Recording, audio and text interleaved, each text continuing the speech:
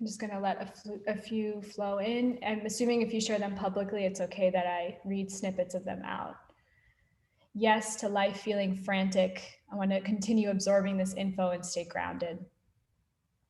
I can feel that. I know this is fire hose Dharma. I'm glad you're enjoying the perspective on vows, enthusiastic wish to serve. That's beautiful.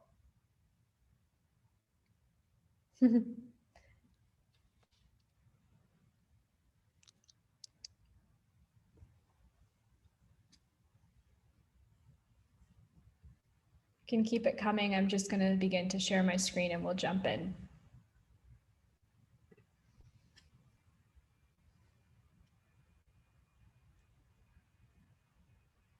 Okay.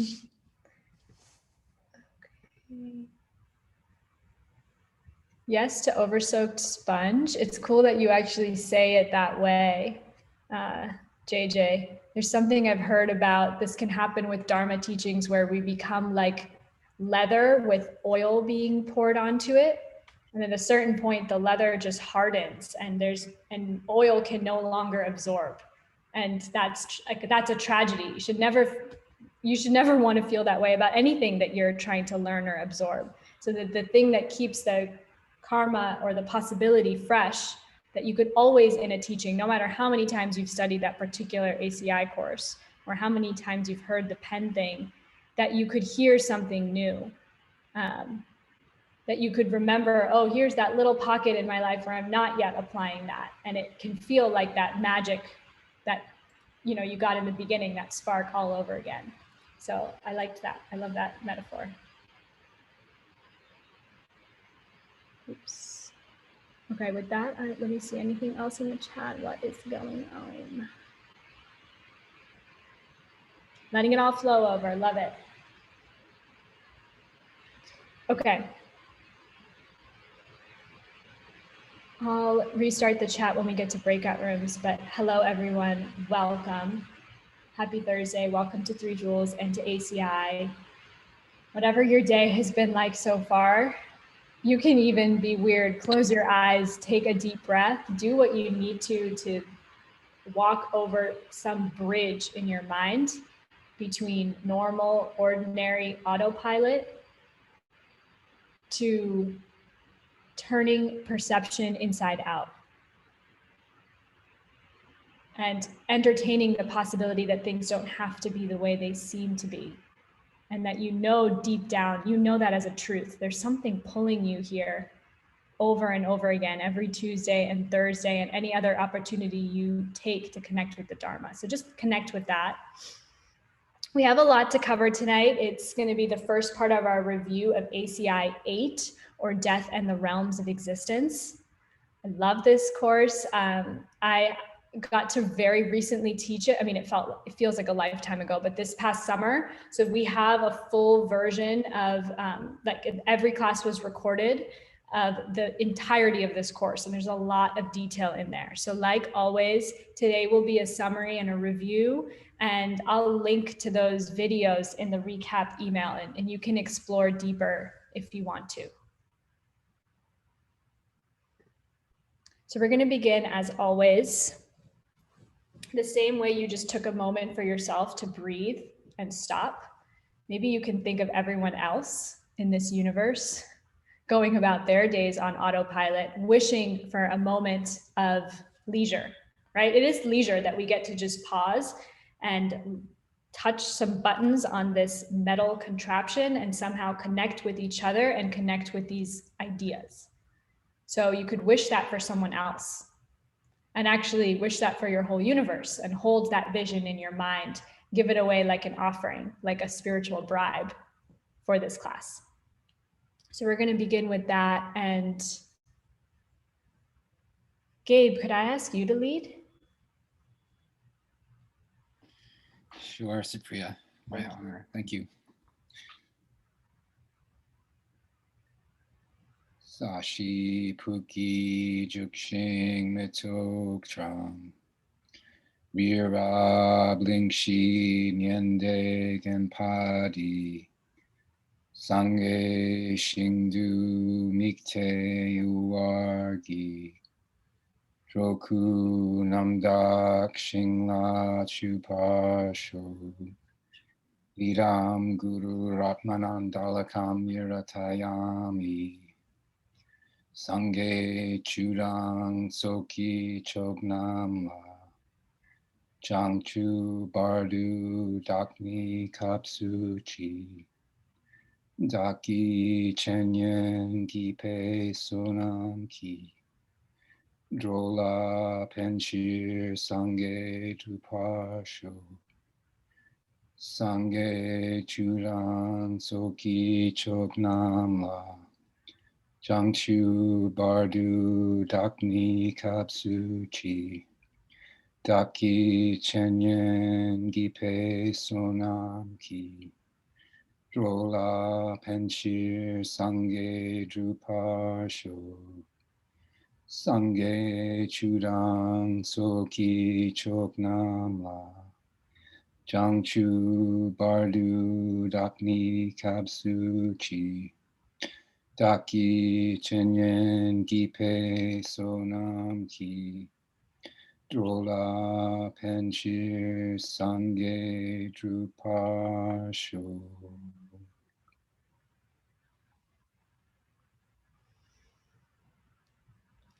Thank you.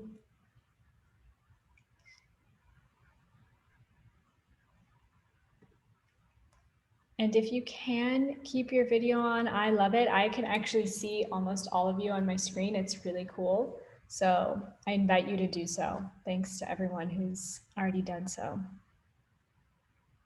Okay, let's jump right in. So as I said, ACI 8, Death and the Realms of Existence. That's today and next Tuesday. So here's a little roadmap for what we're gonna cover in those two classes, which is a summary of a summary. Broadly, we're gonna start by talking about the places we can go after we die. So there's a heavy assumption there that we do go somewhere after we die, right? I'm not asking you to take that just because I'm saying it. For those of you who've been with us for a few weeks, hopefully you can think back to the proof of past and future lives. And maybe now you get a sense of why that's an entire course, right? There's so many things built on that. And it's not an assumption. It's actually something we can prove with logic. And it's really important that we do, right? So the point here, if you're like me and you were raised in the Western world, there's just this assumption that it's just this one life, right? That's why we have slogans like "One life to live," make the most of it. It's just the way it's an implicit assumption that we take. And the alternative, and this, is shared sometimes if you speak to anyone from the East, is just, oh no, that's not true. That actually life goes on. There's past and future lives. And in the same way that we take as an assumption without questioning, without reasoning, that it's just this one life, they'll feel that actually, no, there's numerous lives, past and future. And what I'm saying is don't get caught in either one of those types of thinking, right? Don't just say, oh, okay, it's a Tibetan Buddhist thing to think there are many lives. Somewhere in between those two extremes is oh my goodness, Diego. Hector asked me to look out and I just saw it. Everyone, if you haven't noticed, it's very important that you look at the little square that's Maya and Diego. Love the new do. Sorry, where was I? It is imperative that we use logic to ask ourselves, why is it that I would entertain the thought that this life is not the only one? And I'm not going to go into the whole proof right now. There's a whole course for it, but to jog your memory, this is the most straightforward way to think about it is, hey, in this whole universe, there's mental stuff and there's physical stuff. Can't deny it. And if karma is true, and one of the laws of karma is that like produces like, well, then the implication is that physical stuff produces more physical stuff, while mental stuff produces more mental stuff. So when this entity called Supriya expires, no doubt that the physical stuff is ending. But you can't tell me for sure what happens to the mental stuff, to the mind of the being that I'm right now calling Supriya. Put another way, you can't prove to me that something doesn't go on at the point of death. And just that little window, right? You can't prove to me that it's not the case. Enter there as a possibility. So that's our jumping off point. There are places we can go after we die. Now, in between the place we're at now and the next place we go to is this idea of a bardo. It's this in-between realm of death and birth. We're going to get into a little bit of detail, but the way you can think of it is, hey, if I want to go from here to Hawaii, there's going to be a layover. Or before this tiny seed was this plant, it was a sprout. Things happen in a continuum, and that's also the case with existence. I'll just share this because if anyone's feeling nostalgic for the 3 Jewels studio, if you've been here, you've seen photos, it's a big metaphor that you're walking into. Yeah, if you walked in on the ground floor and you've interacted with our beautiful cafe, it's shiny for a reason. These shiny objects, it captures our senses. There's caffeine and books to read and beautiful products. And it's easy to get caught there, but what we ask is that you dare to go a little bit further and say, oh, what's behind that mirrored wall? And you go up to this mirrored wall and you actually have the experience of pushing yourself out of the way. The door opens, you have to push it in order to open the door. You push yourself out of the way and you go into this little transition area where you take off your clothes, you take off all your clothes. No, you take off your coat, there's a bathroom, you leave your things and your shoes, we call it the bardo. It's this intermediate stage where you shed things. And then you walk into the room I'm in right now, where there's very little to hang on to. It's white walls and white ceilings. It's what your mind very quickly needs to make associations of where you are and what that space means to you. Lots of metaphors there. The bardo is that in-between stage. And then we will talk about what does it mean to take rebirth? So how do you enter life? That's the first half of it. And then the second part is that death is a death meditation, which is misleading. So I'm going to speak a bit about both. And I'm going to try to summarize it now. And honestly, if you get this, like what I'm saying now, you get the whole course. Everything else, you can just relax and let it wash over you, like that sponge. But really, it comes back to the pen thing. This is where I need you, Zach, and your 2 dogs. Because we talked about realms the very first time we talked about the pen thing. So the idea here, the fact that I see this as a pen and I'm not choosing to, it's just happening. It's flowing out of my mind, this penness. In that same way, Zach's not just one, but both his dogs are forced to see it as a chew toy. This very same object, this very same raw data. I'm not talking here about whether you like the pen or not. I'm saying, what does this object actually appear as, function as spontaneously for you? And the point here, and this is the definition of a realm in Buddhist thought, a realm is the specific sliver or slice of reality that your karma forces you to experience. So the reason that I'm a human is not because I have this configuration of head and 4 limbs and can go to Muji and buy this pen. And the reason Zach's dog is not a dog because it's furry and really cute and has paws and chews things. That's not what makes a dog a dog. What makes a dog is that when it sees this otherwise empty of a nature object, it is forced to see chew toy.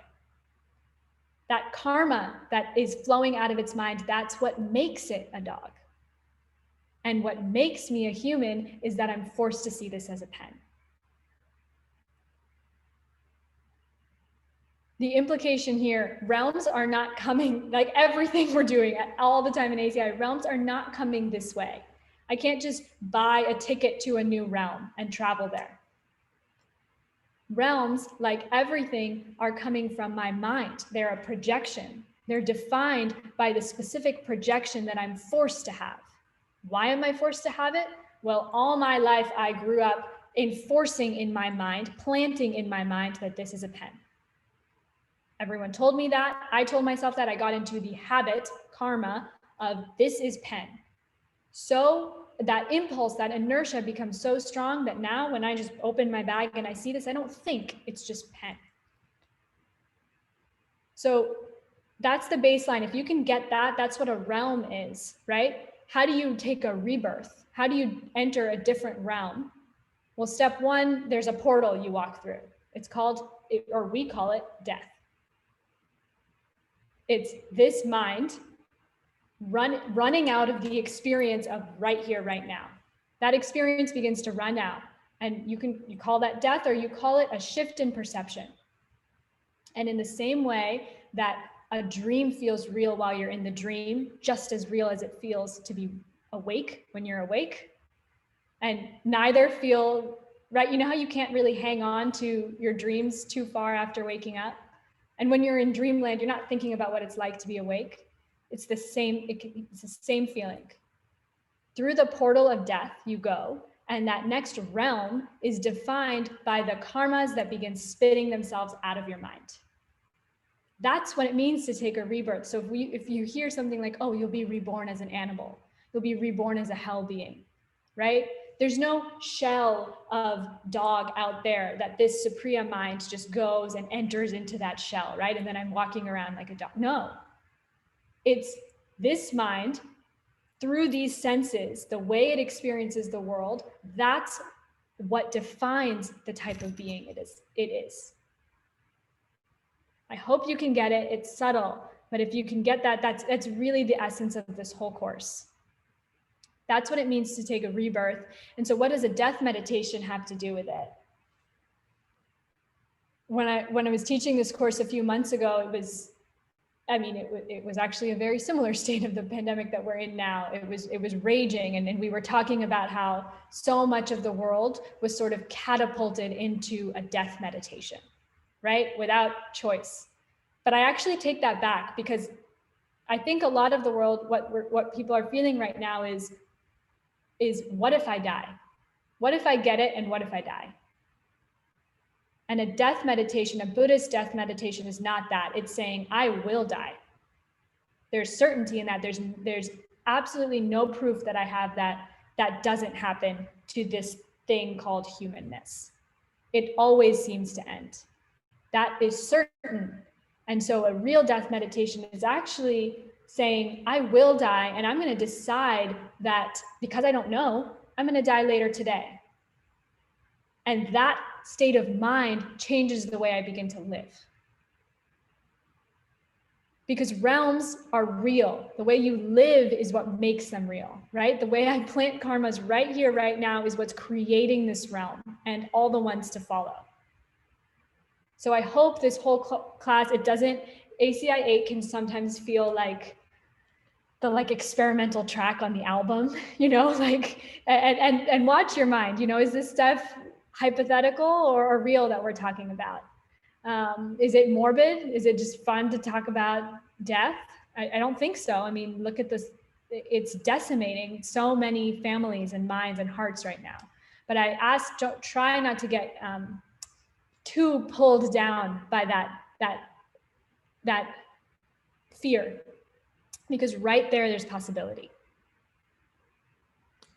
What if that experience that we call death is actually just a projection, just like everything else? That's why it's real. That's why it happens. But if I can understand how it happens, that very moment could be a bridge to something else. It could be an experience that on the outside looks like death, but on the inside is actually walking through a portal out of samsara. That's the premise. That was kind of a summary of everything, but now we'll go into more detail. The image that you see here on the slide, and we'll explore it throughout this course, is the Wheel of Life. There's a big version of it in the studio if and when you come and visit. And I'll leave it at that. We're going to get into different parts of it. It'll hopefully become decoded. There's a lot of secrets in there. Yeah. Okay, I'm not making this stuff up, as always. Here's where it comes from. So first homework question is going to ask you the source text here. Hopefully this is familiar.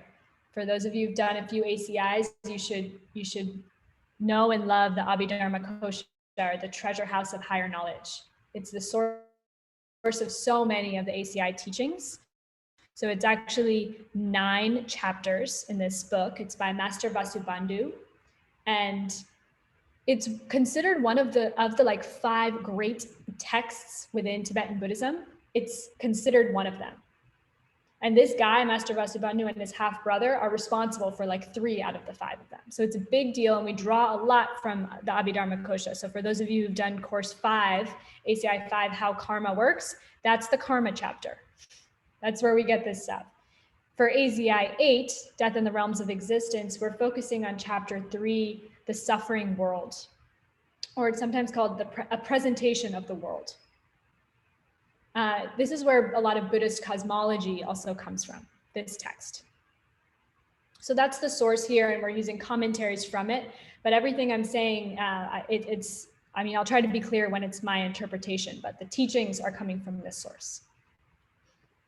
Okay, so let's start with the lay of the land.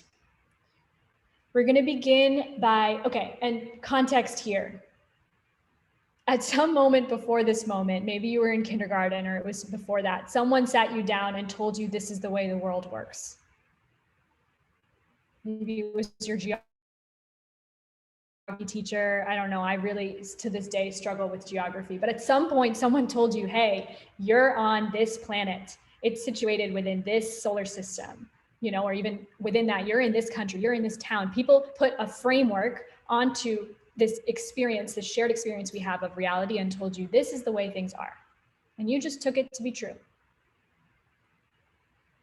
If karma and emptiness are true, if it's true that a dog can have a perfectly valid experience of this object and the dog is not wrong, the dog is just a dog, then it's true that what I was told about the way things are, that's just one way that things are. But not every being that shares this world sees it that way. The animal realm is a great proof of this, because you can't deny that animals are here and that they're valid beings with minds, and they're having a completely different experience of this very world. So just take it that way. This is the Buddhist view of not just this planet, but the realms of existence. Any being that has a mind. And here's the map. Or here's part of the map. So we're looking at the suffering part of the map. There's 3 suffering realms. First of all, you have the desire realm. Then you have the form realm, and then the formless realm. I can't show these to you on a map because they don't exist on a map. They exist as a forced projection based on things in people's minds. And that's why they're real. So we're going to start with the desire realm, which should be most familiar because that is where we are. Humans live within this desire realm. It is defined by beings who are driven by ignorant desire. And every word there is important, because we're not saying, hopefully you all just came off of the Bodhisattva course. That should sound like desire, right? Bodhicitta should sound like a really sweet form of desire. I wish to get enlightened for the sake of all beings. I wish to love all beings unconditionally. I wish to be able to read people's minds so that I can truly help them. That's desire. What we're talking about here is ignorant desire. So what makes desire ignorant? This is when I wish that everyone was just unmuted and we could chime in. But I'm hoping what you're thinking or saying is good, Michelle, there you go. What makes desire ignorant is when I think that the thing I'm desiring is outside of me. And what's more, that I might need to hurt someone else or myself in order to get it. That's the thing that makes desire ignorant, when I misunderstand the thing I am desiring. When I think that the happiness that the thing I'm desiring is giving me is coming from the thing itself. If the cake gave me happiness, then the third piece of cake would not make my stomach hurt. It would just give me happiness. I say cake because generally they say desire realm beings are motivated by 2 things, and argue with me, like I've yet to have anyone argue with this. It's basically food and sex that motivate everything that we do. And just think about your day today. If you could classify all your motivations, how many of them would go into those two categories? Desire realm beings, we're hardwired by that ignorant desire, and we are crawling around not realizing it. I just want to refer to my notes. Okay. Yeah, those are the important things there. Now, the form realm, and we're going to get more into detail on all the different parts of the desire realm. The form realm, it's considered slightly higher, and what higher means here, not better, because remember, these are all within the superstructure of suffering. Okay, but form realm, higher in that, actually I take this back, because they say that the desire realm is actually the best place to be if you want to get enlightened.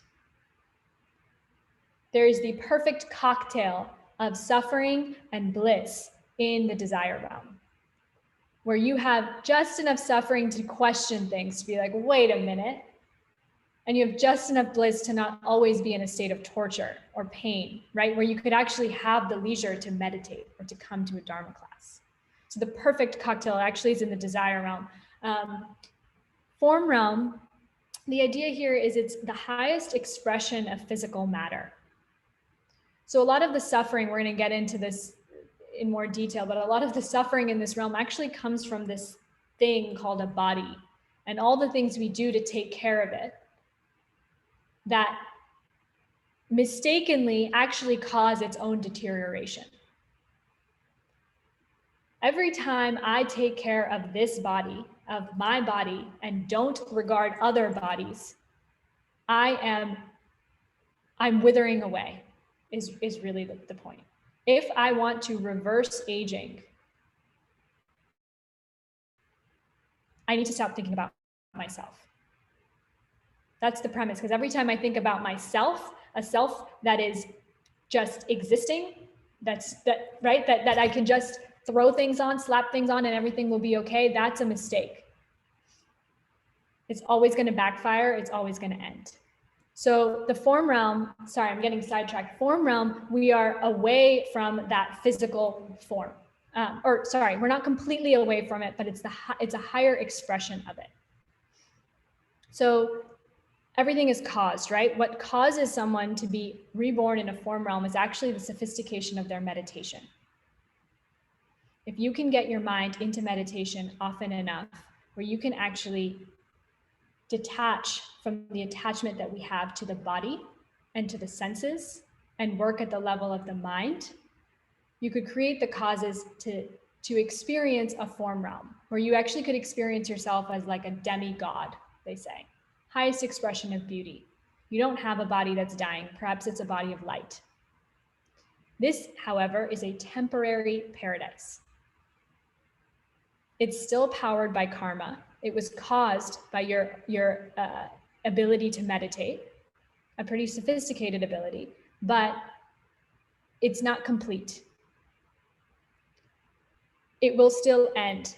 And they say in the flow chart of all the beings, the next step after form realm, when it comes time to die, AKA the karma to be a form realm being runs out, you go straight to the hell realms.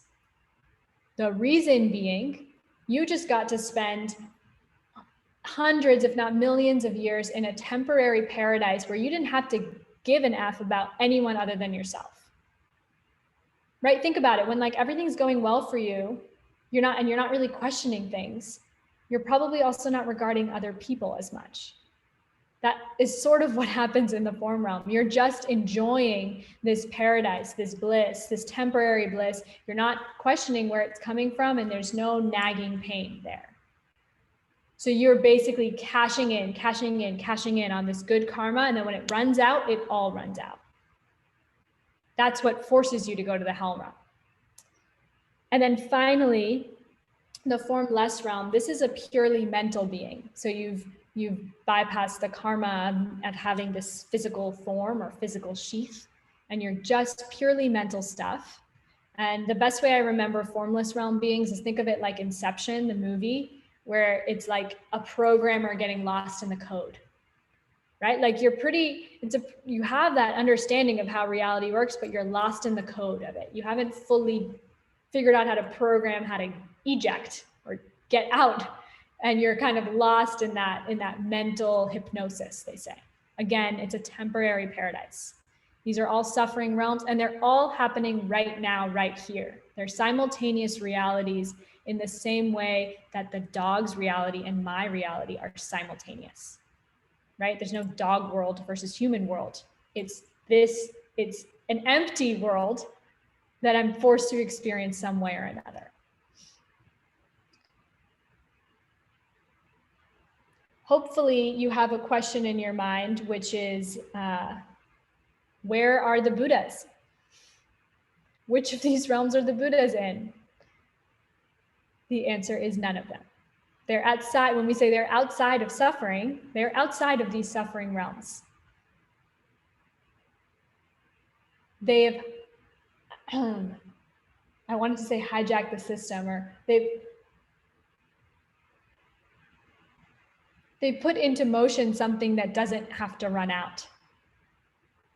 So it's not a temporary experience that just then runs out without knowing why. So outside of these realms are enlightened paradises. Just want to make that clear. There's no Buddhism here. Okay. Supriya, can I ask a question? Please. So with those different realms, is there a correlation with the 4 Buddha bodies? Like, does the cause for the enjoyment body have to occur in the formless realm because it's a body that has no physical organs? I'm just... Yeah, that's a cool question. I don't think necessarily. So I think basically think of form and formless realm. The main takeaway there is that it's actually a danger that comes from meditating deeply but improperly. So if you can get your mind to deep states of meditation, which is hard to do, but you miss the point and you're not enough meditating on the things that matter, like emptiness and bodhicitta. You're not meditating on the true nature of reality. You're still planting amazing seeds, right, in your mind, and you're going to be forced to have an experience in this temporary paradise form and formless realm.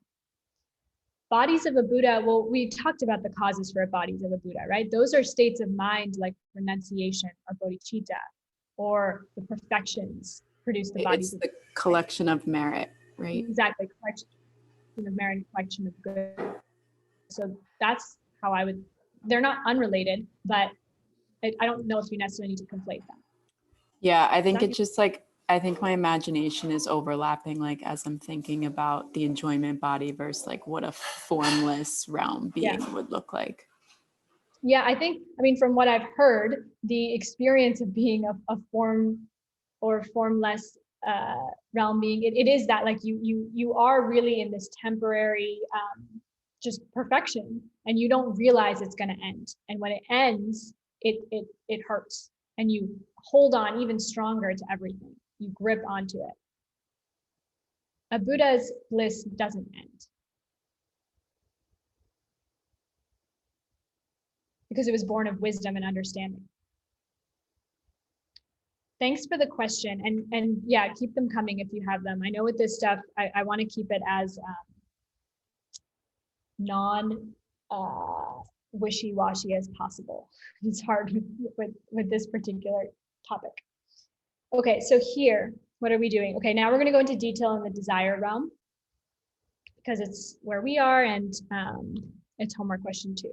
So the desire realm can actually be broken up into 20 parts. We'll go into detail in some of these, but overarching, just know that all these types of beings are classified as desire realm beings, meaning that their primary impulse is desire. Or like Hector would say, the low level radiation in all these realms is this restlessness. And again, bad and good are relative here. These are all suffering realms. These are all suffering beings. So you have hell beings. They live in 8 hot hells and 8 cold hells. You have craving spirits. We're going to go into detail today on what craving spirits are. You have animals. Can't really argue with that. Then you have humans. That's where we come in. This considered a good birth because, as I said, you have the possibility of getting out of the desire realm completely. That's what makes it good. It's good because you have the karma. It is a karma to hear something like, hey, it's possible to question the way you experience absolutely everything, including the way you experience yourself. And because there's a little bit of wiggle room there, right? There's enough wiggle room in this one object that two separate beings could have experiences of it. So that means three separate beings could have experiences of it. And you can keep going, infinite. As many types of minds as there are, there's that many types of experiences. So why am I getting caught in my little sliver of habit, of the way I just have always seen things? And that way, it's a great birth. You have the possibility of getting out. And then the last one is these pleasure beings. These would be the formless, or the form realm beings, these demigods. 6 of which are in the desire realm. So you can see the number, the breakdown there. Those are the 20 parts of the desire realm. We're going to go into detail on craving spirits and animals. I'll talk a bit about hell beings now, but we go into it in the next class, actually. The idea here, hell is it's not supposed to be a metaphor, right? It's not supposed to be like a bad day, or even worse than a bad day. I mean, think of other people on this planet. If I were to really think about the way they are forced to live, the conditions they're living in, it would feel like a hell to me, for sure. Right? We're talking about worse than that. We're talking about without trying to spontaneously, the way this pen appears, I find myself in a place where my mind is just filled with hatred for everything around me, and it's just constant pain. And that combination, right, of people coming at me, violence, and then the hatred I feel towards them puts into motion this loop, this negative like cycle that spirals me down deeper and deeper into the house. It's very hard to get out. It's very hard to have a moment of thinking about someone that's not myself. It's very hard to have bodhicitta in that kind of state. That's what makes it a hell.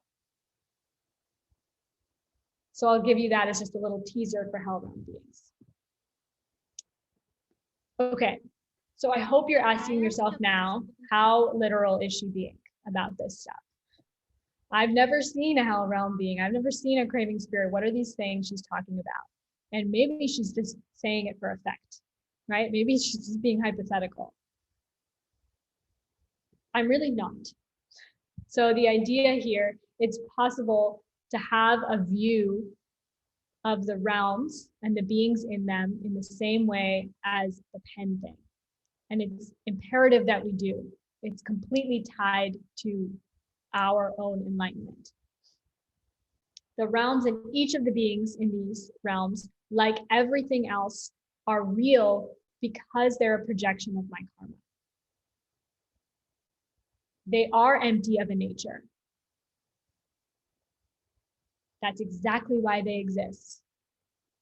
They're not things emanating from their own side. They're not places that I go to. They're projections that I have based on things I did in the past. So it's perfectly acceptable here to assert that Master Vasubandhu in the Abhidharmakosha is describing actual life forms in the way that when you learned about the map in elementary school, you were like, yep, that's there because it's drawn on a diagram. That must be the way the world is. So it's actually describing actual life forms and realms that we ourselves could, if the karma dictated it, if the karma demanded it, experience after the moment that we call death in this life.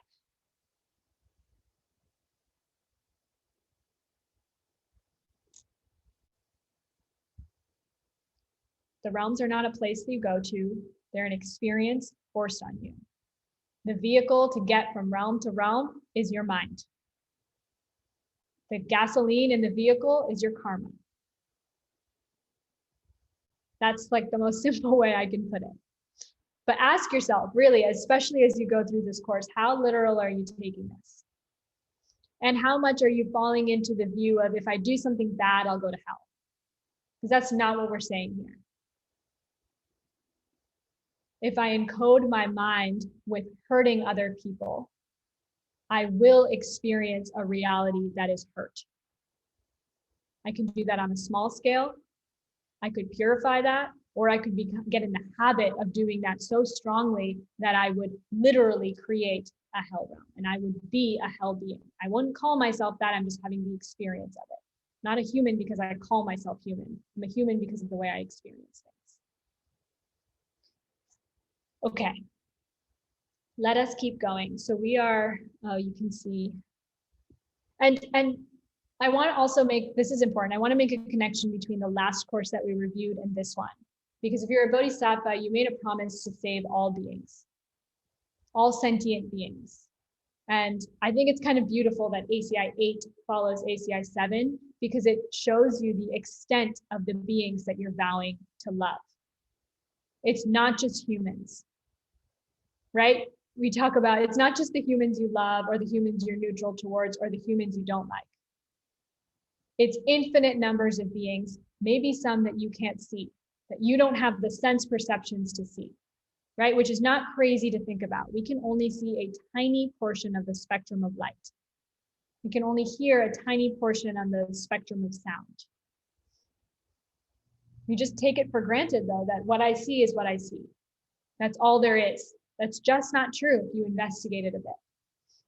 So anytime you get a little bit lost in considering these beings, try to keep your heart open is what I would say. Think about if you can, let the pain that they're in, because that's what we're going to talk about craving spirits now, and it's not a lovely existence. And as a bodhisattva, you're promising to save them too. Meaning, this is where we're going next, meaning think about what would cause a craving spirit to exist in the first place, and how can I remove those causes from my own mind? Because those craving spirits are also empty of a nature. They're also something I created. I hope I'm not getting too heady, Zach. I hope you don't have a headache just yet. Maybe after class. Okay, craving spirits. Let's see here. Okay, first, we're going to get into what are the causes of experiencing reality as a hungry ghost or a craving spirit, but just to describe what they're like so you get a flavor of it. The main rhythm in the mind of a craving spirit is never being able to get what you want. Constantly in this state of wanting and never ever being satisfied. And it's like torture. They say, you can see in this image, these craving spirits, like they'll have these massive appetites, and then their mouths will be these tiny pinpricks. They can never get enough in fast enough to satiate themselves, right? Maybe you can think about like this type of mind even just as a human. Imagine indulging that type of mind over and over again until you would create, out of karma, a body that literally could never be satisfied. That's what a craving spirit is. We're going to get more detailed into now the causes of what would make it so that you would see yourself that way. There's one general cause, which is performing the 10 non-virtues to a medium degree.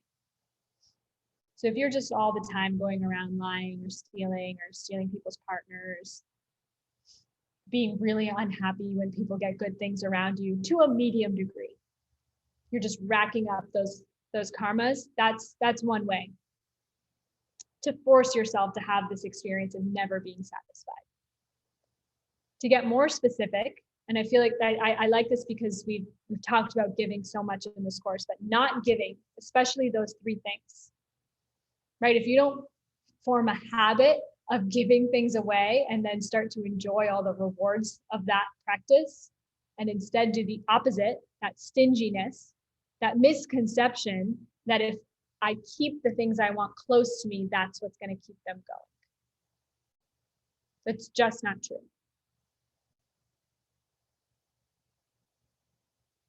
Yeah, it's that attitude of, I need to buy all the toilet paper before everyone else does. It's that hoarding mentality. there won't be enough for me. I should do something about it, even at the expense of someone else. That over and over and over again could spiral into a craving spirit mind. And then the last one is jealousy, which is the opposite of rejoicing, right? You know that feeling, for those who were with us at the end of class when Carly shared that beautiful story and we were just, I don't know, I was just so happy for her. I was like heart bursting. Opposite of that, right? I can recognize that there could have been a version of me that was hearing that and was like, God damn it, Carly, I want that cool story. I want that story of putting into practice this idea of karma and emptiness and getting the dream job and having an amazing experience. If I form a habit of that dissatisfaction at other people's joy, jealousy, envy, that also is a cause for being born as a craving spirit. Anything else here? I don't think so. Yes. Okay. Yeah, that's craving spirits. And now we're going to go into animals. Okay, animals. One thing I want to say here, I was not an animal person until very recently. That's another story for another day. But in this system, I know like sometimes here we have like the Disney version of animals in our mind, right? That like animals are just like, Maya's nodding. Yeah, but they're having an amazing time. They're having an amazing experience. Like, what's wrong with an animal existence? I just want to share that the framework here is if you were really to put yourself inside the mind of an animal and see the world through their mind, right? You are probably always either in a state of fear or relying on others to be fed if you're domesticated, right? Or yeah, running away from things that are going to kill you, looking for shelter. It's this constant state of fear, basically, is what they say. It becomes very difficult to look out for anyone but your own, right? I'm not saying animals don't have maternal caring instincts and all that stuff, but it becomes very hard to look out for anyone that other than your own. It becomes very hard to bring your mind to a platform of stillness to potentially see emptiness directed. So that's what we're talking about here when we say that, you know, animals are a lower form of being than humans. It's the probability that they have of creating the causes to get enlightened. That's what we're talking about. Again, there are causes for being born as an animal. The general cause is performing the 10 non-virtues to a slightly lesser degree. So maybe it's more accidentally or infrequently. Maybe you just don't have an awareness of your mind. So it's just, yeah, that sort of accidentally or infrequent lying, stealing, gossiping, saying harsh things about others, just not thinking about it. Over a lifetime, accumulate that karma, go through the portal of death, animal realm. The second one, though, is breaking the minor rules of morality on a regular basis. And the last one is disrespecting others. I just want to refer to my notes here to make sure. Yeah, so the way I really think about this is connect with that idea that that fact that the primary thing in an animal's mind is how to look out for itself. It's forced to think that way, to act that way, right? It has to regard itself, respect itself first. So one way to cause that right here, right now, would be to have a disregard for others or disrespect others. That's the idea. Okay, let's keep going. Okay. Can I ask Yes. a question? Yeah, you can do that. So like the human population has grown exponentially. Would that be like, I'm imagining that a lot of dogs did really good as dogs and was reborn as humans to get closer to enlightenment. Is that train of thought like, you know, if there's a cause to a mind, then I'm imagining there's say like 100 streams of consciousness, and that those hundreds are gonna go in and out of human form, animal realm, but you just keep recycling. Like it wouldn't be just pop out of nowhere. But then if the human population is like growing and in this way, then it's just, you know, maybe even some, I don't know, maybe even some hell beings were able to climb their way to the human realm. Yeah, there's stories like that all over scripture. So there's stories of, like, for example, an animal, like let's say you were the Dalai Lama's lap dog, you know, and you caused him some happiness in his life. You're potentially creating the causes to come back as a being that's slightly closer to enlightenment, a human. Or there are stories, I think, of the tiniest goodness, right, or respite in the mind of a hell being or a craving spirit might create the causes to actually generate some bodhicitta and have a better rebirth. Don't bank on it. I'd say don't put your cards in that method of coming back. But yeah, the idea is like we've been all of these types of beings before, and countless times, especially to find ourselves in a human life that's attracted to getting out of suffering, or teaching that could get you out of suffering, because not everyone is attracted to these types of things. Right. I have a question kind of related to this. How do we add into the mix that the fact that the human population is booming is partly due to the fact that we've destroyed the plant and animal world and killed thousands of millions of living beings? And that's why we have such a massive world population right now. Yeah, I don't think it's all suffering realms, right? Remember that, like, animals, humans, they're all within a suffering realm. So I'm not sure, is your question implying that it's better to be, or I might phone a friend here. I see Javier raising his hand. I'm not sure if I'm hearing your question. Javier, do you have thoughts here? Yeah, I do, because the thing is that, so what I understood from the question is like, well, if being a human is better than being an animal, and we have enhanced human population, had more humans, even though we have like destroyed environment and animals, like how could that be? And the answer is really like karma doesn't ripen instantly. So the karma from destroying environments and killing animals is not what made us humans. What raised the human population is completely different. I don't know what it is, but I hell sure I know that it's not destroying the environment and killing animals, right? And then the other thing, talking into the previous one, the rising and falling, like the fluctuation of animals and whatnot, it might sound like 7 billion or 9 billion humans is a lot, but if you count all the other species of animals in the planet, and you count that potentially being in other planets and in different realms of existence that you cannot see, the human population is just a tiny sliver of existence. So from our perspective, might sound like, oh, we're like flourishing. And the reality is that we still die in less than 100 years. That's it. That's all the thought I had from it. Yeah, I like that reminder, because I think the way we've treated the other species or the planet, that karma has yet to ripen.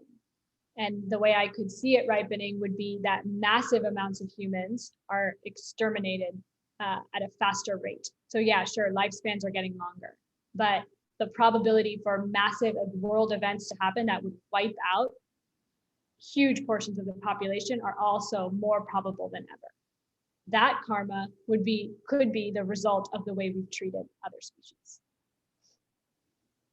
Pavan, I see your hand. Let's this last question before we keep going, because I want to have room for a breakout.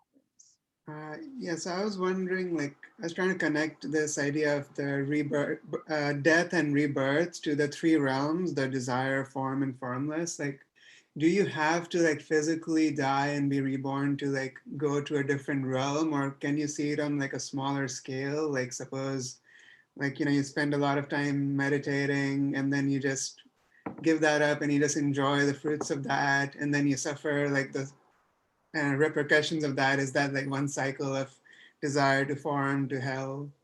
Yeah, it's a great question. I'm glad you went there. It is sort of like that. So they say that in certain states of meditation, and they're high states. For those of you who've studied the 9 stages of meditation, this is past the 9th stage. Your mind could actually be in a form or formless realm. So there's certain meditations that actually get you there, but your body is still in the desire realm, right? That's still a temporary experience. When you open your eyes and come out of meditation, you're forced again into the desire realm. So sure, your mind temporarily was in the form or formless, but your body is keeping you tied to the desire. So that would be one way to sort of realm travel while you are still a human. But to fully have an experience of being in that realm, AKA having a mind that's forcing you to experience that realm, you do need to go through the portal of death, AKA the karma of the type of being you were before running out. That's what death is. Yeah? Hope that clarifies. Okay, this is one of the last things. Was that something? Okay, I'm going to keep going. I know I'm going at breakneck speed. This is important, and it's actually what we're going to use as a framework for our breakout rooms. So you can screenshot this as it comes. It's important because I wish we could like tally up the number of times we say suffering in these classes, right? Got to get out of suffering, the complete end of suffering, outside of the suffering realms. And maybe in your mind, suffering is a bad day or an anxious mind. And here we're getting really clear, and this is not the only teaching, but this is one on what is it mean when we say suffering. So here specifically, this is the 6 types of suffering that every being in cyclic existence must undergo. Anyone in any of those suffering realms, any of the 3 suffering realms, are forced to experience. This is what we mean when we say suffering. Okay, so I'm just going to go through each. This should feel familiar. Like you should feel like, oh yeah, I know what that's like. I have that in my mind. If you are who you seem to be. So the first one, oh, and I love this. When Hector teaches this, he calls this list horribly beautiful. Horrible, because it is horrible to consider, wow, we have these and we have these with us all the time. It's horrible to have to be subject to this type of suffering. And then beautiful that it's laid out this way so that we can be free from it. It's infinitely better to be aware that these sufferings are in my own mind, because then I can do something about it. So in that way, it's beautiful. In Buddhism, ignorance is not bliss. It is the opposite of bliss, actually. It's like oil and water. That knowledge is actually a power that you have.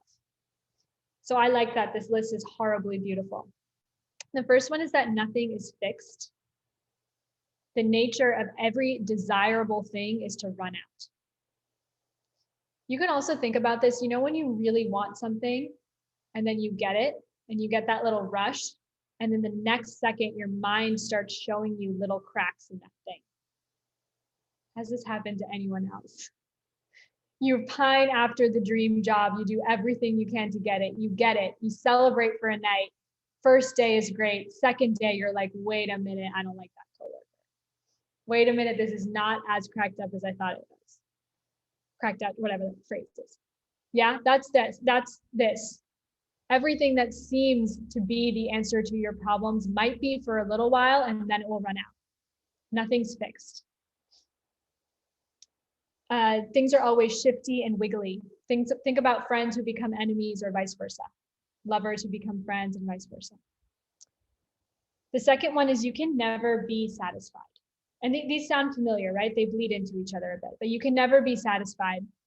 And actually the way that we pursue getting satisfied, AKA keeping things for myself, making sure other people don't have things that I want, in that very process, my seeming pursuit of happiness turns into the cause of my pain. It's like those, I remember, I forget what they're called, the little finger traps, you know, that you have with when you're kids, and it's like your instinct is to pull at them so you can get out. But actually, the more you pull, the more you're stuck in them. What are these things called? You know what I'm talking about, these finger traps? It's called the Chinese finger strap, and maybe that's racist. In I don't Venezuela, think we call it it's just that- the couple catcher. It's really racist. I hope I only share it as the visceral experience of like a kid who's, I don't know, maybe there's other examples of something you're trying to get out of, and the more you wiggle, think of a necklace when it's tangled and you try to untangle it, the more you pull at it, the more you actually tighten the knots. There's the metaphor. That's this one. You can never get satisfied, and the more you try to get satisfied, you actually drive yourself deeper into dissatisfaction. Now, we must shed our bodies over and over. This is hard. So this is, you know, this is beyond just the suffering of a bad day, right? It's saying if it's true that time is limitless since beginning and since endless time, this is not the first body I've been in. This is not the first body I've had to bathe and feed and take care of 24/7. And I do all of that just for it to expire. And I have to do it all over again. So actually, this tendency that I have to take care of this body that I perceive as mine over someone else's, right? If it's true, if karma is true, then the only reason that I could take a bite that nourishes me is because I feed someone else. So why am I not obsessed all the time with feeding other people, and rather I'm obsessed with preparing nice meals for myself? It makes no sense. The idea is that we have to do this over and over again until you see the backwardsness of it. And that's a type of suffering. But you have to shed your body over and over again. That's not similar to number 4. You have to take birth over and over again. That thing that propels you into being young and beautiful in the beginning, the start of your life, and the impulse that drives that is the very thing that causes you to then age and die. Here with number 3 and 4, the meditation they give with this is like, think of all the food you've ever given into this body. Like, think of the mountain it would create, or I think of the trash that I have produced. Just to remove ourselves a little bit from our senses, because if you're like me, you spend so much energy just thinking there. But it's not the first time you've had to do that. Maybe there's something more, is the idea. Now, number 5, the suffering of after every high, there comes a low. I don't think I need to explain this too much. This is the self-destruct button inside of everything, right? The idea in samsara, it's either things end or they backfire. Point at one thing that doesn't fall into one of those 2 categories. And the last one, I hope, because there's a side of this that's empowering and not depressing, but it really is that you will die alone. That you're actually always alone, because you're always flowing on the stream of your own karma. No one knows what's in your mind. No one can actually implant anything in your mind. Only you can. Because karma is 90% intention, and that's completely in your control. No one else reaps the results of your intentions. No one else can plant intentions for you. And in that way, you're completely alone. It also means that you have complete power and choice in that way over your own experience of reality. No one else can limit that for you. No one else can gift it to you. It's completely within your power. You can do something about it. In fact, you must. No one else will. So I hope you can see that as the flip side of it.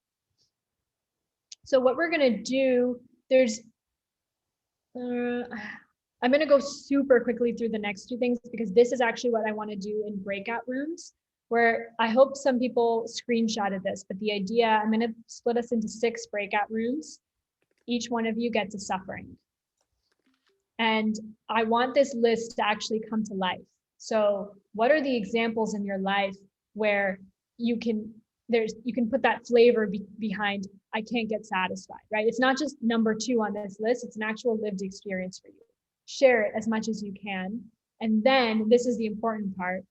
What have you learned via ACI so far? Any of the course material that gives you a window into how that particular suffering could end. Yes, it's true that I have this mind that can never get satisfied. But at the same time, what if I applied that dissatisfaction to suffering itself?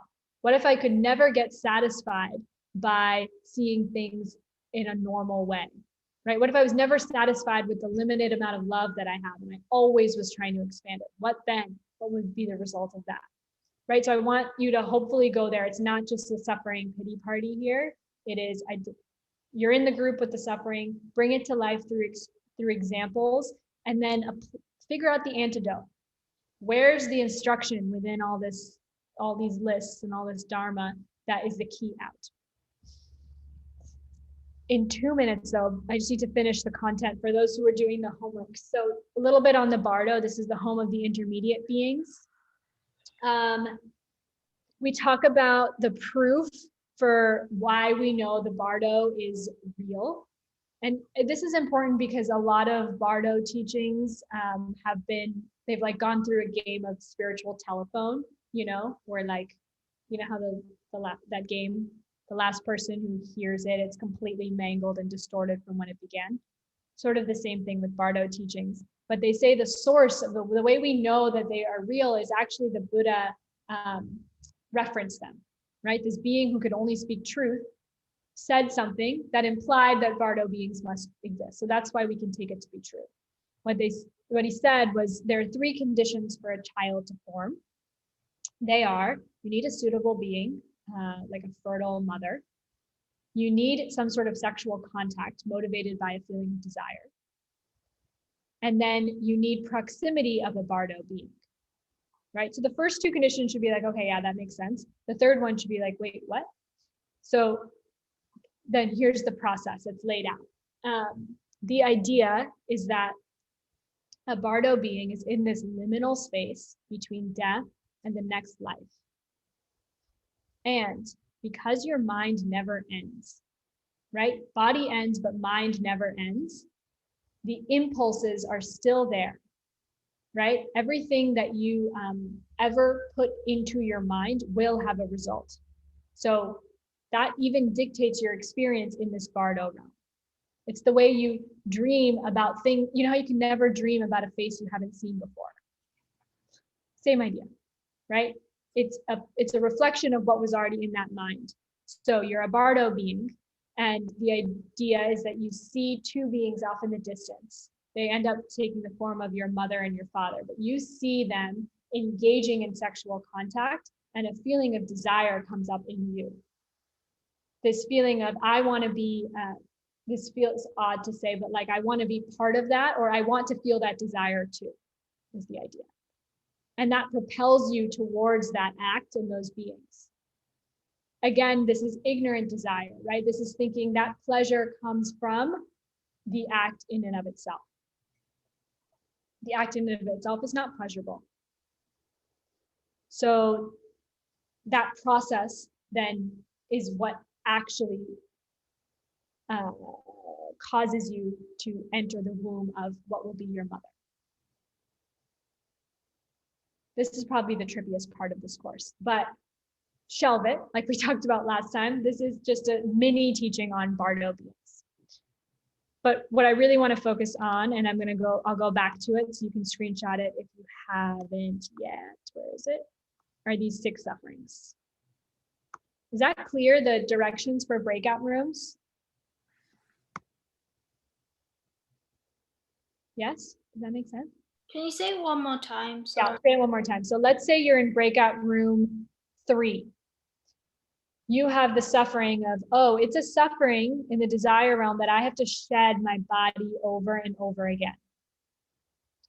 Okay, I don't know what that feels like. I've only ever experienced this one body, but I can say that it's sort of exhausting. It's that feeling of you wake up another day and okay, here we go again. I have to clean it and I have to feed it and I have to take care of it when it breaks.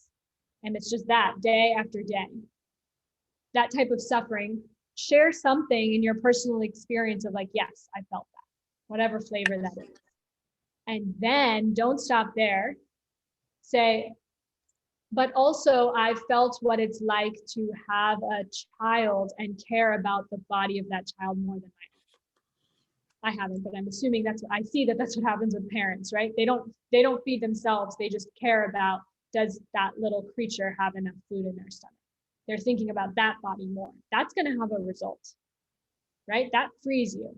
So then that's where you go next. What would be a way to untie that suffering forever? Because suffering is a mistake. It's born out of a mistake. It's possible to end it forever. So, and there's many ways, but go into ACI, find a vow or a particular practice or a perfection and be like, oh, if I apply this to that suffering, it would remove it. Cool. Okay, so maybe till like 9:15 would give us a good amount of time, or 9:10, depending on where we're at. I'm going to split us up now. I'll ask those who've taken ACI 8 before, just stick around. Come on.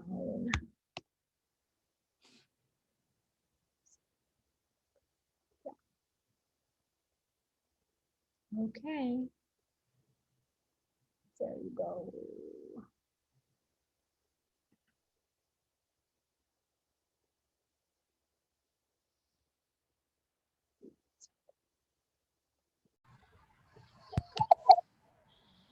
Hello, hello. Did everyone finish their time? Oh, Carly, there you are. Oh yeah, I made it. Yay. And I saw Gabriel. I hope he comes back. I hope so too. I think the other groups are coming back. I hope you all felt like you had enough time there. But from what I heard, they were amazing things. So I just want to make sure we have time to go through them as a group and discuss, perhaps. Hope to choose somebody to speak for us.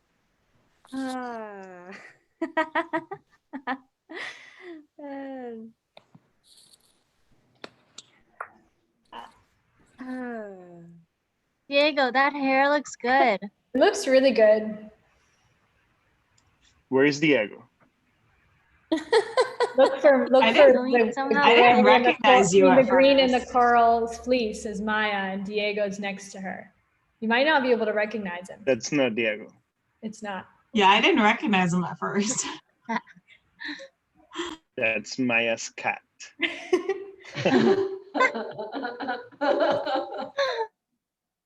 Is this everyone?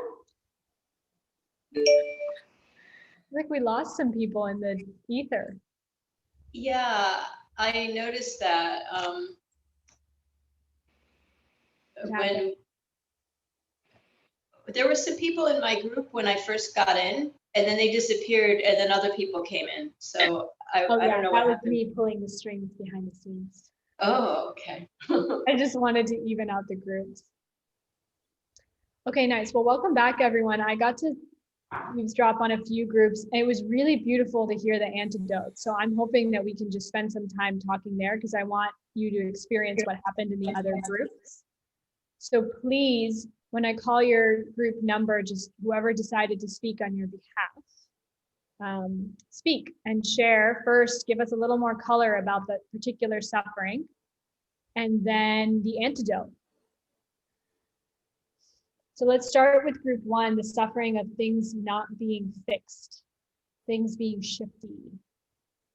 Hi, this is Santi. I'm speaking for group one. Our internet sucks, and that is something that is not fixed. So if I fall off, sorry. So we talked about nothing being fixed, and some people in our group gave some great examples, like, you know, the daily feeling of hunger, For example, like once you eat, getting satiated, like you get hungry again, like things aren't always gonna stay the way you wish they could. And it made me kind of think about the more positive side of it, where even what you feel like your afflictions are, like, you know, for me, it could be my impatience, my anger, certain patterns that I feel like I have. Like sometimes we feel like that's so permanently me, and even that's not fixed. And so that's pretty liberating in a way. Like your suffering is not fixed permanently. And someone in our group, I won't call them out, like also shared how even the perception of what we had experienced in the past, maybe it was, you know, a breakup or something that was really like hard, like even the perception of that can change and shift and be like, well, that was the thing that got me to open my heart or find insight, get me to this path or whatever that was. And so you kind of look back on that experience in this different perspective. So even our perceptions of our history, of ourselves can change. Those are not fixed as well. That is so cool. Thanks for going there. Yeah, I love it. I hope everyone heard that takeaway of if one of the reasons suffering is that it makes things that you don't want to end, then why can't suffering itself end? If everything's shifty, nothing is fixed, why can't I apply that very principle to suffering itself? And you can, is the idea. And I love that rewriting your own history and doing that in meditation. If you all haven't done the self-care meditation with Rachel, who's the one inside the giant rose, she teaches that. And I know she teaches a version that's like that. Thanks, Santi. Okay, group 2, Danielle, Karuna, Elizabeth, Ming and Lena, Yuki. I think Amy might speak for us. Nice.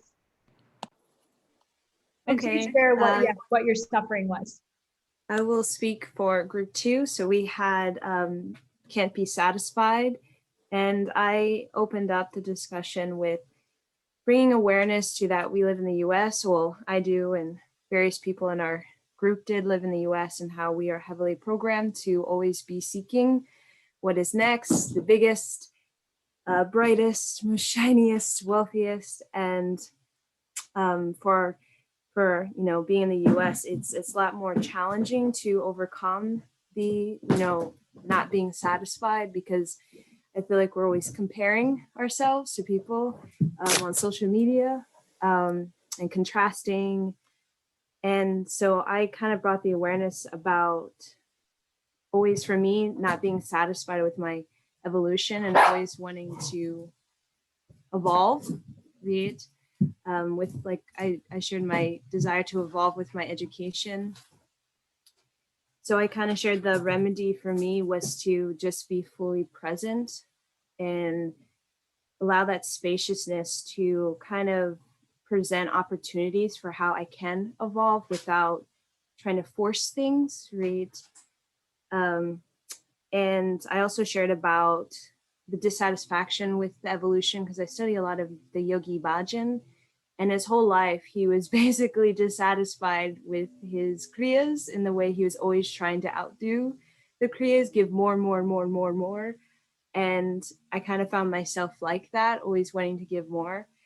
So I shared about the presence of that, but also with, you know, people in our group, you know, satisfied either with, you know, the job, wanting to receive more income, wanting to receive opportunity for a, you know, pathway of making prosperity, you know, receiving clients, being dissatisfied with a home and wanting to be more content, right? More grateful.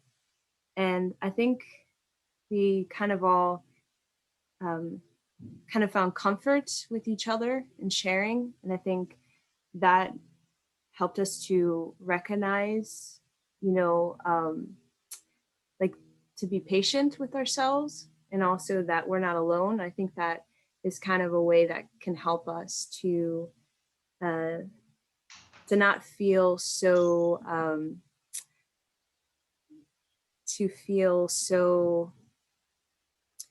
by ourselves with our evolution, right? And I think that's a lot with our group. It's just the sharing. You could feel the energy of people not feeling so alone with their evolution. Either it's attracting more clients or content with the home. And I think it could brought sort of a brightness to everyone's spirits that they're on the right path. And that the encouragement, I feel like that encouragement also was a relief, you know, with the pressure of always wanting more, right? Next job, more money.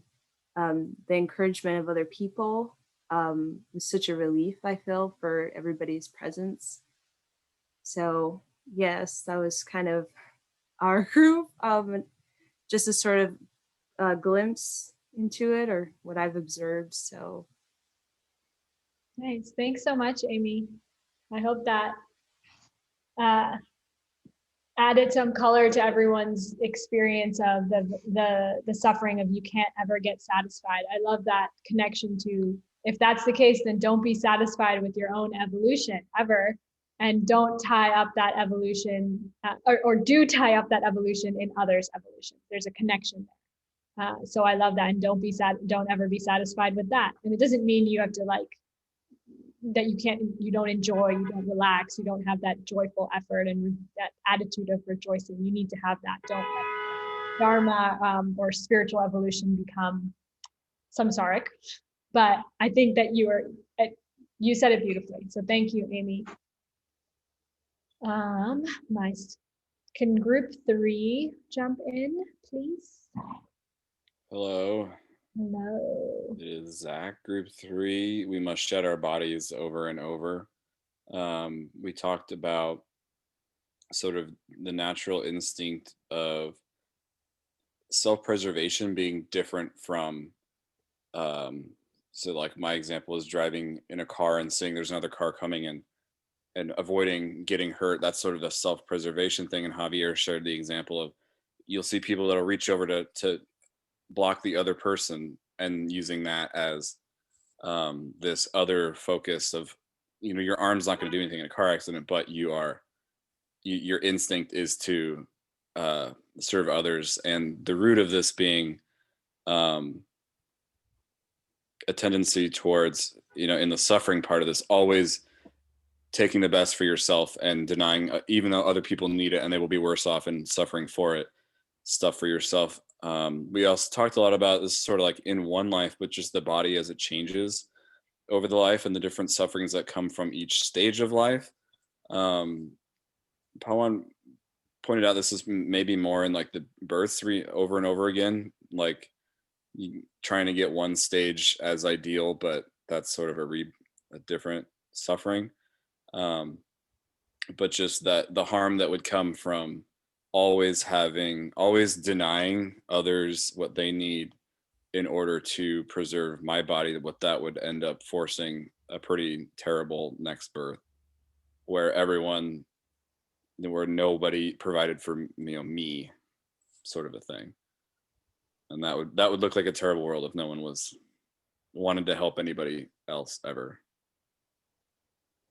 I guess as an anecdote, we were a little all over the place, but what comes to mind is this bodhicitta thing, or the just planting in your own mind, like, we're all in this together. If I help other people, they will help me. And noticing if you do have a tendency towards, you know, me, then, you know, try to flip that.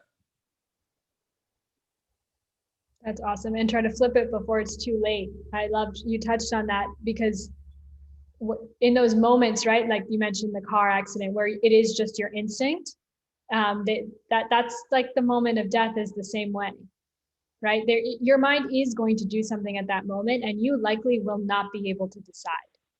So a lot of people mistakenly think a death meditation is, I'm going to sit here and practice dying. But the Buddhist perspective is that moment where your mind and your body are being separated, when you're being separated from everything you've ever worked for and every aspect of your identity that you've spent a lifetime cementing, that pain is so shocking and overwhelming. Your mind will only do what your mind has always done, whatever habits you already had. So like what Zach said, do you have the habit of protecting the person next to you or getting yourself out of the way? That's what's going to show up. You will likely not have that much choice in that moment. So I love what you're saying about flip it before it's too late. Okay, I think we're on group 4. Yeah, I'm gonna speak for group 4. Let's see. We had Harry, Sam, Hannibal, and Chauncey. And let's see, it was must take rebirths over and over. The same energy that makes me young and beauteous makes me old and ugly.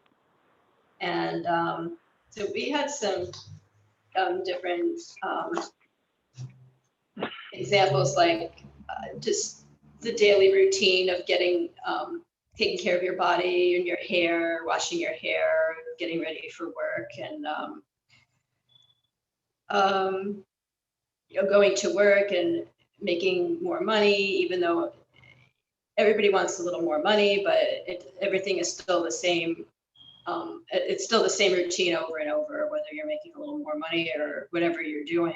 And there's no big prize at the end. It's just a lot of things in life are necessities, feeding yourself and whatnot. So we were thinking you need to be more mindful, like if you're getting frustrated. The best example was like Sam, and me both having like long hair, and what a pain in the neck it is to wash it and have it cut, and then the haircut wears out. And so an anecdote would be part of it would be to be more mindful and not to feel upset or frustrated when the cycle has to start over again, and to encourage others when other people are feeling frustrated in these day-to-day monotonies, and also not to judge others. And another good example is noticing you're getting older in your yoga practice, and feeling more aches and pains than you did when you were younger, and to not to not judge the person next to you if they're having a hard time with their practice, or to encourage somebody else. That those would be good things to do. Nice. Thanks. I like that you brought up yoga practice. It applies to that as well as this class, because these last 2 hours, it could just be us spending 2 hours getting older, right? If you're just using the karma without thinking about it, that's what this is. Or it could be, and it always goes back to, can I step outside of my own mind and realize that there's other beings there, and that we are completely interconnected, and do something with that wisdom. So thanks for taking us there, not judging others. Always a beautiful practice.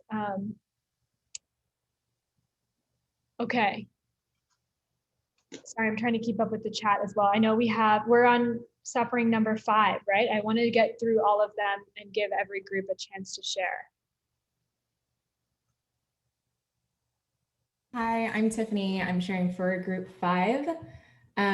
So our suffering was after a high comes a low. And some of the examples that we thought about in our group were someone's wedding day, for instance, like the build up, the anticipation for a wedding day. It's like this moment in time that's a clear high for a lot of people, but the day after, it's just this almost silence and a low.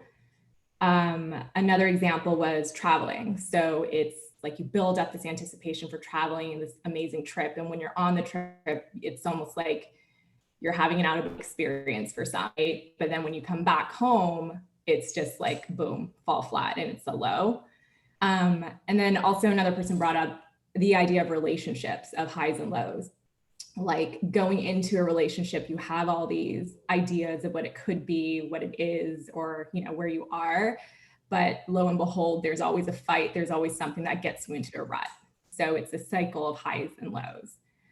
And I guess the antidote to that is there are a couple we were toggling back and forth with, but I think one of the main ones was, you know, how can we, what's causing these highs and lows? One of the things that we identified was like the idea of expectation, right? Just having expectation going into it and really grasping, I think was another thing, was just grasping onto this idea of what it is or could be, creates the lows.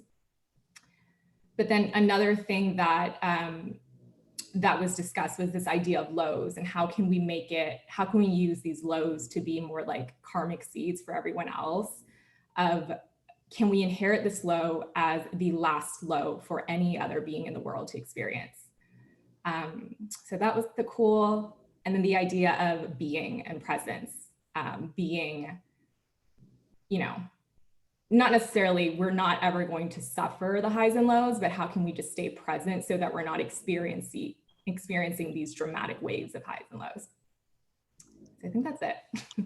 Super cool. I love it. I'm just going to reflect back what I heard, because I think especially that piece around having an expectation about from reality, right? It's not even just I expect things from people. I expect things from my reality. I expect this to function as a pen for me. I literally place that expectation upon it, which is completely opposite to the view of wisdom, right? To the view of emptiness, of actually, there's nothing I can expect out of this object other than what my karma is dictating it to be.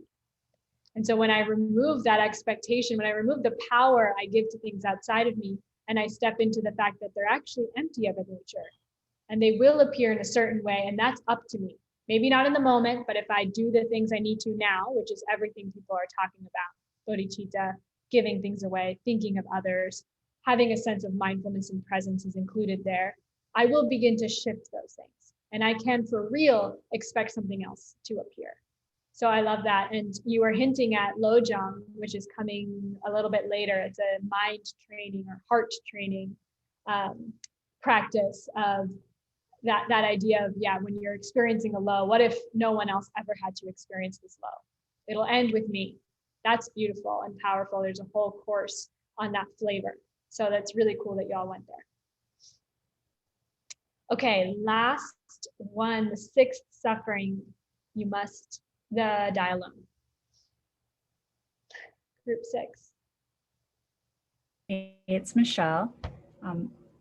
I was with group 6, and there's no companion, or you will be on your own flow. We had a few examples of that, but essentially those all were coming back from the form of you having your own reality and projecting that. So through that nature, you're creating your own karma and your own spiritual path. And some in the group were very literal, saying, we do die alone. Somebody shared that their family member died alone in an apartment. Others were sharing how you will maybe die with somebody by your bedside, but you're really having that experience on your own. And then others are more around how we relate to our friends and family. Maybe there's a setting where you're having a coffee with somebody and you're having a conversation, but your connection with them is very different than the one they're having with you. And that's because of how you're seeing and presenting your thoughts and connecting. I think the antidotes we heard were like bodhicitta and being mindful of how you're experiencing and planting seeds. So if you can start to love others and see them in a more loving light, that will create a better reality, and you'll have less suffering there. I also heard, I think Supriya, you shared with us too, that practicing a death meditation, just going through that experience and getting yourself ready for it. And that's all I have. Sweet. Thank you so much for sharing, Michelle. I hope that kind of made this list come to life a little bit more. And so when we say things like, I want to be free from suffering for the sake of all beings, that that means something a little bit more, right? It's not just a bad day. It's so much more than that. And what I loved about what I heard is that as much as you can have that downward cycle, like someone commented, it seems like these are all cyclical, that one would lead to another. Yes, that's true. In the same way you can have that downward cycle, you can have the upward cycle. All the antidotes you all talked about, that same riding, that same impulse, that same energy, that same tendency, but with wisdom and with bodhicitta, right? It always comes down to that, with the view, karma and emptiness, and with the wish, the love. That's why they call it the two wings. You need both wings to fly. And that's what gets you up and out, is the idea. And we'll talk more about it next time. I know that was a big download if you've never contemplated, which I hadn't before this course, that there are other realms beyond just the realm of Supriya and how I see the world. But it's so freeing. I hope it feels that way, that you kind of got a little, you got to see that you were looking through a pinhole, and actually you can remove the whole fabric, right? You can remove it all and see a much more expansive view of reality and understand where it comes from. That's the point. And we'll get more into it next week, and Hector will be back. And so now we're going to dedicate. And as I said, let's dedicate, so these 2 hours weren't just 2 hours of us getting wrinklier and older. A lot can happen in 2 hours, right? Loved ones in this very Zoom or beyond might have lost other loved ones in the last 2 hours. That's how quickly karma can run out. So there's a lot to dedicate. If there's any goodness that you experienced, give it away now. And I will share my screen to do so. And Gabe, if you wouldn't mind guiding us out. Let me see where I'm at.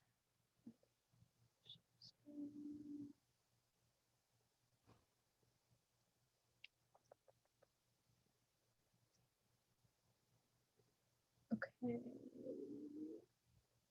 There we go.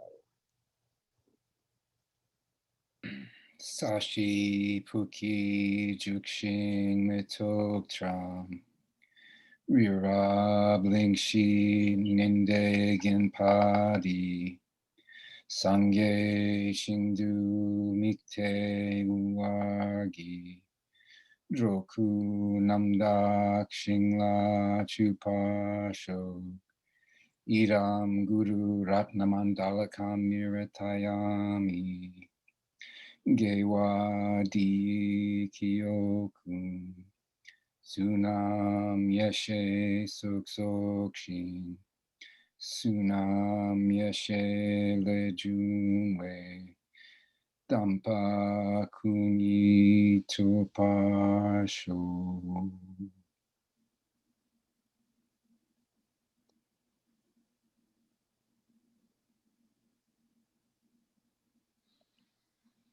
Thank you. Thank you. Thank you, Supriya. Thank you, Supriya. Thank you.